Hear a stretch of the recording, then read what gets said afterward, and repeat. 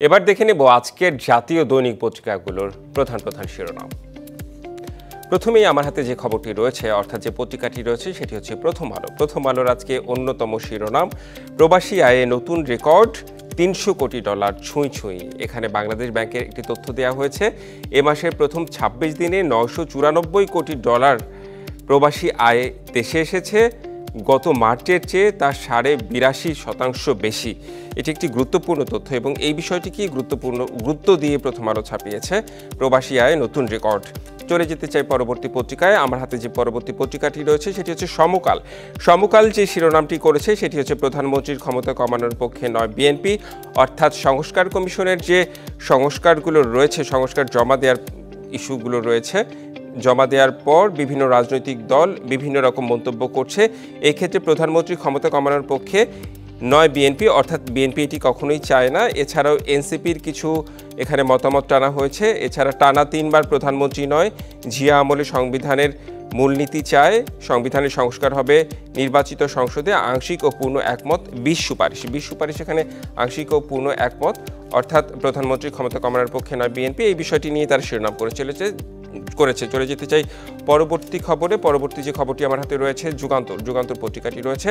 যুগান্তরের শিরোনাম, সরকার উৎখাতে ষড়যন্ত্র, অর্থাৎ কলকাতায় ইফতার পার্টির নামে সক্রিয় কোর গ্রুপ। এই বিষয়টিকে কেন্দ্র করেই সরকার উৎখাতে ষড়যন্ত্র, এটিকে কেন্দ্র করে হচ্ছে যুগান্তর শিরোনাম করেছে। চলে যেতে চাই কালবেলায় ঈদ যাত্রার যে খবরাখবর সেইটিকেই তারা শিরোনাম করেছে, অর্থাৎ ঈদ যাত্রায় ভয় ১৩৭ স্পটে। সারা দেশের যেসব স্পটগুলো ঝুঁকিপূর্ণ সেই সব স্পটগুলোকে নিয়েই কালবেলার এই প্রতিবেদন।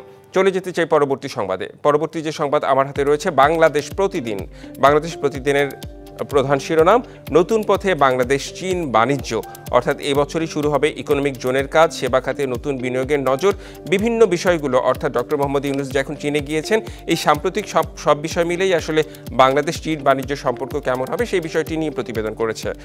চলে যেতে চাই ইত্তেফাকের অন্যতম শিরোনাম, শেখ হাসিনা সহ ৭৩ জনের বিরুদ্ধে রাষ্ট্রদ্রোহ মামলা, সন্দেহভাজন আরও ৫০৩ জন, সরকার উৎখাতের ষড়যন্ত্র। এই বিষয়টি আসলে শিরোনাম করেছে ইত্তেফাক। চলে যেতে চাই পরবর্তী সংবাদে। কালের কণ্ঠ আমার হাতে রয়েছে। কালের কণ্ঠের অন্যতম প্রধান শিরোনাম, চীন ও বাংলাদেশ সম্পর্ক আরও গভীর করবে। চীনে কৃষিপণ্য রপ্তানিতে এফএওর সহযোগিতা চেয়েছেন প্রধান উপদেষ্টা। এই চীন বাংলাদেশ সংশ্লিষ্ট সম্পর্কে কালের কণ্ঠের প্রতিবেদন এটি দেখলাম এবং বণিক বার্তা প্রায় একই ধরনের শিরোনাম, অর্থাৎ সমৃদ্ধ এশিয়া গড়তে সুস্পষ্ট রোডম্যাপ তৈরির আহ্বান প্রধান উপদেষ্টার, অর্থাৎ শি জিনপিংয়ের সঙ্গে যে আজকে বৈঠক হবে এবং সংশ্লিষ্ট বিষয়গুলো নিয়ে আসলে বণিক বার্তার এই শিরোনাম।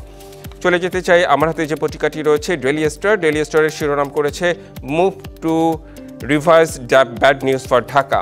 চলে যেতে চাই পরবর্তী খবরে। আমার পরবর্তী যে সংবাদ পত্রিকাটি রয়েছে আমার হাতে বিজনেস স্ট্যান্ডার্ড। এখানে লিখেছে China pledges duty free access till 2028 help to relocate manufacturing to Bangladesh. চলে যেতে চাই পরবর্তীকায় দ্য ডেইলি অবজারভার আমার হাতে আছে, last minute it shopping races frenzy in city. Eid shopping নিয়ে এটি করেছে প্রতিবেদনটি। চলে যেতে চাই নিউজে। আমার হাতে সবশেষ পত্রিকাটা এক্সটোরশন আনবেটেড বিফোর ঈদ।